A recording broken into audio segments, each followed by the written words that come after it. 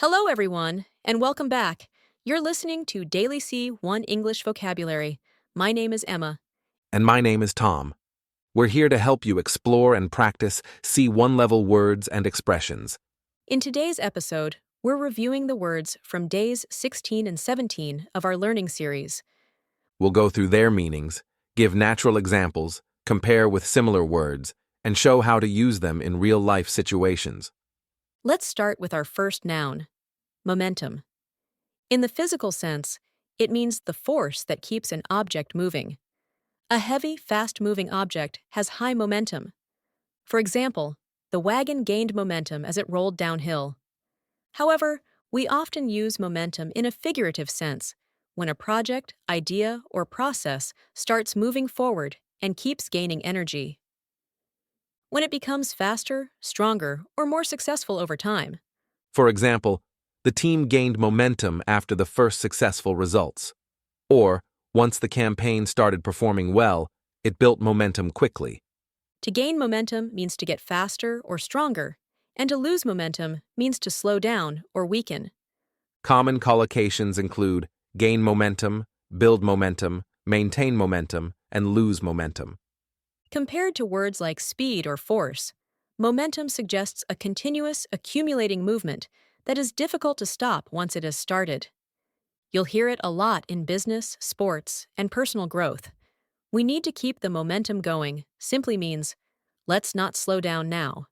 Let's take a look at our next word, implication and its plural form implications, which have important differences and nuances. Implication can mean something that is suggested or hinted at without being directly stated. For example, if someone says, "I'm surprised you didn't finish the project," the implication might be that they think you didn't work hard enough.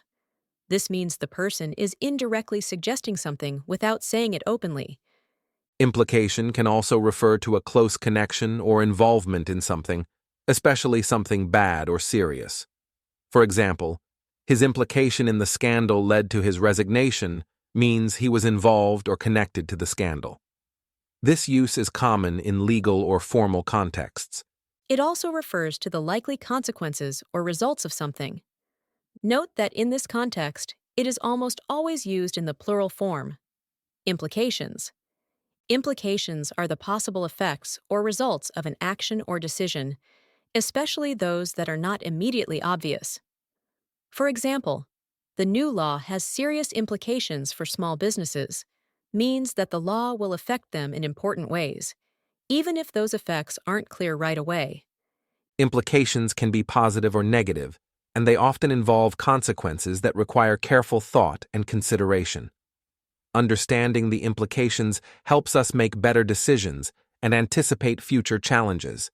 Common collocations include have implications, long-term implications, potential implications, and serious implications. Compared to results or outcomes, implications often suggest something less direct, sometimes hidden, or something that will develop over a longer period. Moving on to the verbs. Our next word is address, which, as a verb, has several important meanings. The primary meaning is to think about a problem, question, or situation, and decide how to deal with it or solve it. This is a very professional and formal way to say tackle or handle.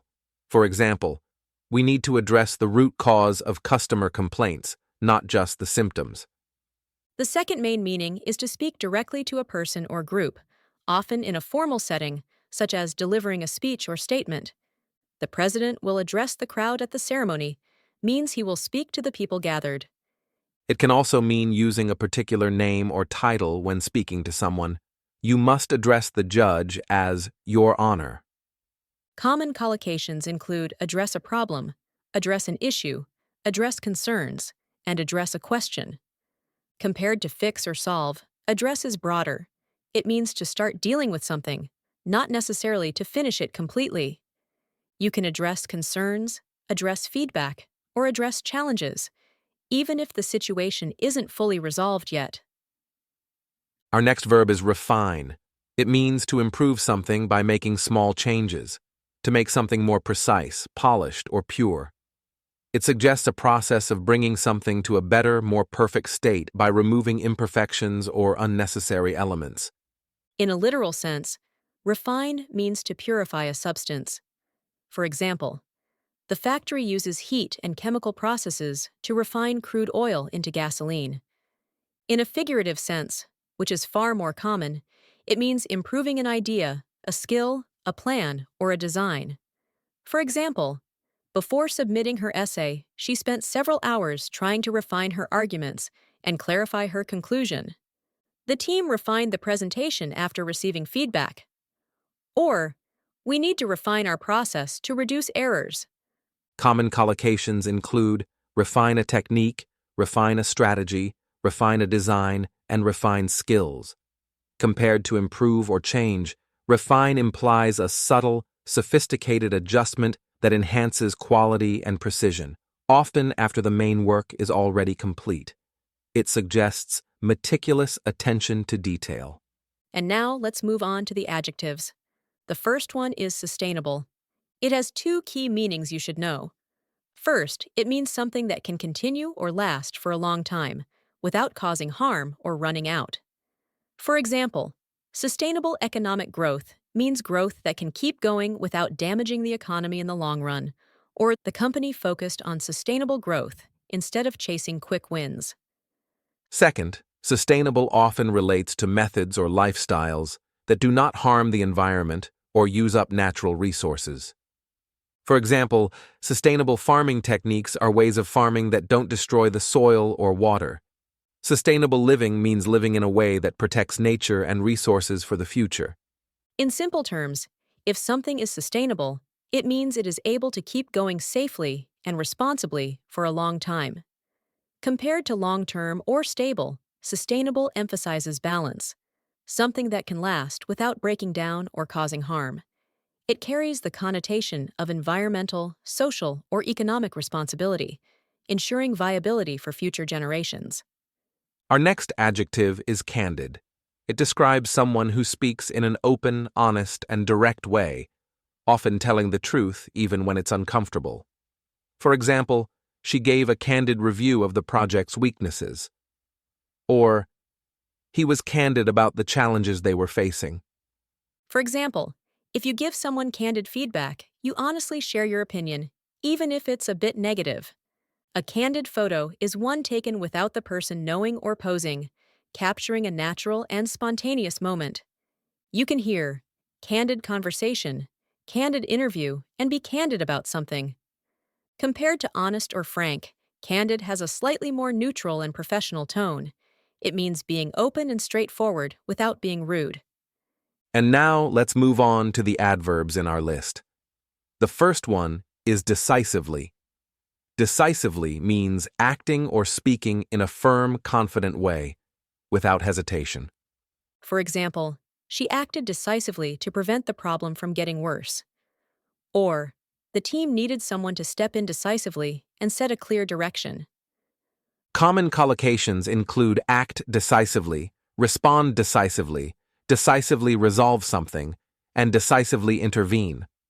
Compared to quickly or firmly, decisively focuses on clarity and confidence. The person knows what needs to be done and does it. Our next adverb is explicitly. It means saying something very clearly and directly, so there's no confusion about the meaning or intention.